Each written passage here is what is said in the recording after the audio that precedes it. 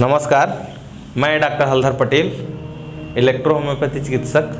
आपके लिए आज लेके आए हैं हम लोग कुछ विशेष जानकारियाँ जो है डायबिटीज़ के बारे में। डायबिटीज़ ये एक ऐसा वर्ड है जिससे शायद ही कोई आज के दिन में परिचित ना हो। डायबिटीज़ से प्रभावित होने वाला लगभग भारत में 7 में से हर एक आदमी है। तो आज देखने को मिलेगा कि डायबिटीज़ रियल में है क्या और कैसे छोटी छोटी चीज़ों को हम जान पाएंगे इसके बारे में। तो जानना शुरू करते हैं। सबसे पहले डायबिटीज़ क्या होता है। डायबिटीज़ में आप लोग को सिम्टम आता है ज़्यादा मात्रा में यूरिन होने का, मतलब मूत्र त्याग ज़्यादा होगा। पॉलीफेजिया, भूख ज़्यादा लगने लगेगी। साथ ही पॉलीडिप्सिया, ज़्यादा मात्रा में प्यास लगने लगेगी। साथ ही किन्हीं लोग को बहुत थकान भी महसूस होता है, बॉडी एक होता है, जीभ सूखने लगता है। बॉडी एक मतलब पूरे शरीर में दर्द होगा, बहुत ज़्यादा थकान लगने लगता है। न्यूराइटिस भी, वर्टाइगो और ना जाने कितने सारे सिम्टम आपको देखने को मिलते हैं। कई बार बेचैनी भी, घबराहट भी आपको महसूस होती है। तो इसी तरह से इसको डिटेल में हम कैसे जानें, किस तरह से हमको क्या हुआ है, कैसे पहचानें, उसको हम आपको दिखाने वाले हैं।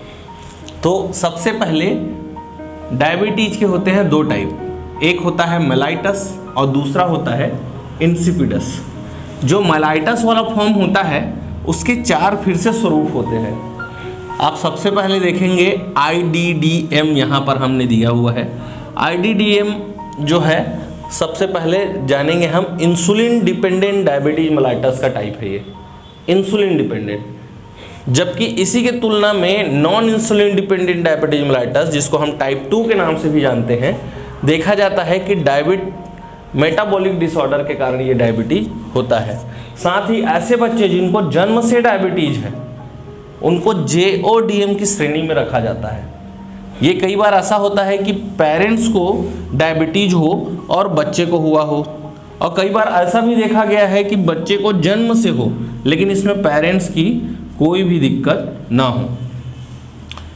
और अदर्स में हम देखेंगे जितने भी प्रकार के हार्मोनल डिसऑर्डर होते हैं, जिनकी हार्मोनल मेडिसिन चल रही होती हैं, उसको थायराइड जैसे liver kidney disease, heart disease, hypertension, ऐसे जितने भी प्रकार के लाइफ स्टाइल डिजीज़ हैं, वो लाइफ स्टाइल डिजीज़ के कॉम्प्लिकेशन के रूप में डायबिटीज होता है, उनको हम अदर की श्रेणी में रखते हैं। ठीक है, तो हम देखते हैं अभी के डेट में कि इंसुलिन डिपेंडेंट जो डायबिटीज मेलाइटस है उनकी संख्या सबसे ज़्यादा होते जा रही है दिन ब दिन, और टाइप 2 से फिर कन्वर्ट होता है टाइप 1। ठीक है, अभी हमने बहुत लोगों को टाइप 2 में ही डायबिटीज मेलाइटस देखा है और पाया है। तो टाइप 2 डायबिटीज मेलाइटस बहुत आसानी से होने वाला, खान पान के आपके सही न होने के कारण भी होने वाला डायबिटीज मेलाइटस है। इसका आप देख सकते हैं, स्क्रीनशॉट लेके समझ सकते हैं, और इसके कारण जितने भी मैंने सिम्टम बताया वो आने की संभावना बनी रहती है। तो ये स्क्रीनशॉट लेके आप इसको समझ सकते हैं, देख सकते हैं, जूम करके भी आप देख पाएंगे। अगली जानकारी में हम देखेंगे डायबिटीज इंसिपिडस के बारे में, जिसमें बहुत ज़्यादा मात्रा में यूरिनेशन होने लगता है, और इसका कारण होता है ADH, एंटी डायूरेटिक हार्मोन। ये हार्मोन जो है इरेगुलेशन के साथ अगर बहने लगे, अगर इस पर नियंत्रण ना हो, तो आपको देखने को मिलेगा ये आगे ओरिजिनेट होगा उसके कॉम्प्लिकेशन के रूप में, और ये आगे फिर हार्मोनल डायबिटीज मेलाइटस भी डेवलप करने में सक्षम होगा। जैसे IDDM, मेटाबॉलिक डिसऑर्डर, या बच्चे में ऐसा कुछ हो, या किडनी डिजीज शुरू से बच्चे को हो, तो उसमें भी देखने को आपको मिलेगा।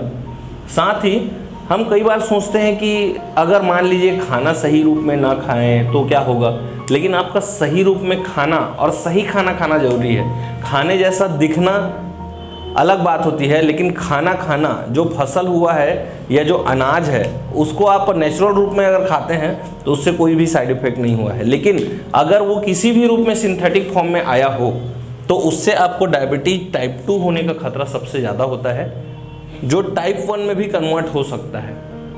Type 1 insulin dependent diabetes mellitus है, जो बीटा सेल की इरेगुलेशन के कारण होता है।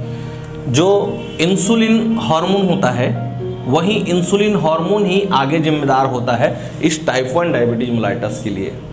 साथ ही ग्लूकागॉन भी अगर कम मात्रा में हो तो जितने भी फैट में डिपॉजिट होने वाले या ग्लाइकोजन में डिपॉजिट होने वाले जितने भी एसेट होते हैं हमारे, वो आगे डिपॉजिट नहीं हो पाते।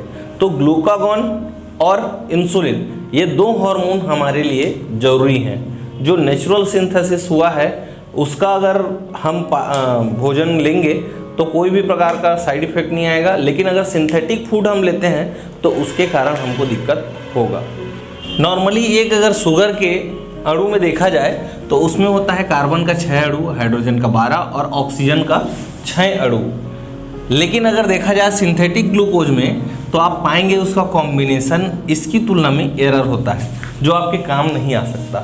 तो इसीलिए डायबिटीज वाले में शुगर की संख्या सबसे ज़्यादा बढ़ी हुई पाई जाती है, और इसीलिए देखा जाता है कि बहुत मल्टीपल जो ग्लूकोज है फॉर्म है वो बाद में अल्टीमेटली ग्लूकोज में ही टूटते हैं, जैसे माल्टोज, गैलेक्टोज, सुक्रोज और जितने भी फॉर्म है वो अल्टीमेटली ग्लूकोज में ही टूटते हैं। इसी की तुलना में अगर देखा जाए फ्रुक्टोज का, जो फलों में और सब्जियों में होता है, ये डायरेक्टली हमारे शरीर में एब्जॉर्ब होता है, इतना नेचुरल होता है, इसको किसी भी प्रकार की इंसुलिन की भी आवश्यकता नहीं होती। जैसे नॉर्मली ग्लूकोज को अगर देखा जाए तो यहाँ पर सेल में एंट्री करने के लिए उसको इंसुलिन की आवश्यकता होगी, लेकिन उसी की तुलना में फ्रुक्टोज में ऐसा जो नेचुरल चीज़ होती है जो डायरेक्ट सेल में एब्जॉर्ब होता है।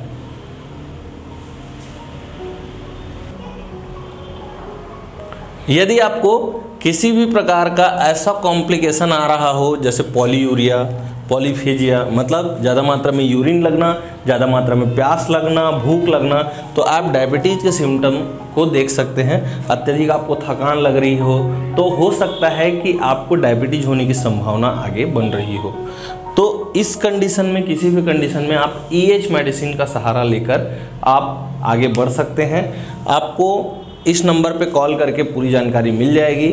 आप हमारे क्लिनिक भी आ सकते हैं, क्लिनिक का नीचे पता दिया जा रहा है, हमसे संपर्क करने का पूरा आपको ब्यौरा दिया जा रहा है, ताकि आप संपर्क करके हमसे नए जितने भी प्रकार के ट्रीटमेंट है वो सजेस्ट करके नए मेथड से आप इलाज ले सकें। इलेक्ट्रोहोम्योपैथी हमारी विधा है जिसमें हम बहुत अच्छी तरह से करते हैं।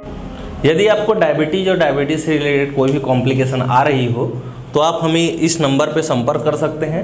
हमारा क्लिनिक अलग अलग जगह पे अलग अलग सेवाओं से लिप्त है। आप इसमें आकर अपना जो भी ट्रीटमेंट शुगर का करवाना चाहें, डायबिटीज़ का कराना चाहें, आप आकर करा सकते हैं। आपको इससे रिलेटेड कोई भी क्वेश्चन, क्वेरी हो तो आप हमें कमेंट बॉक्स में लिख सकते हैं।